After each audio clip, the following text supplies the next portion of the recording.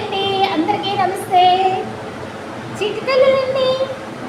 అమ్మ చీర కట్టేటప్పటికి అమ్మి ఎలక్ట్ అయింది. అమ్మ ఎక్కడికో వెళ్తుందని. మగ జీవాన్ని ప్రేమించండి.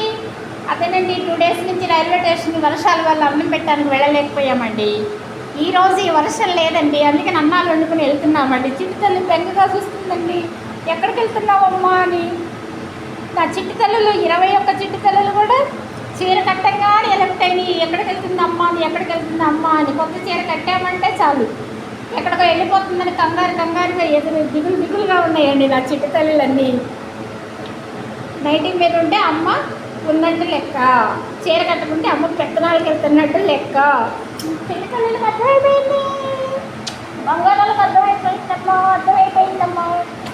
బంగారాలను కాపాడండమ్మా, చిటికల్లులను ప్రేమించండమ్మా, మోగ జీవాన్ని రక్షించండమ్మా. లైక్ చేయండి, 10 మందికి షేర్ చేయండి.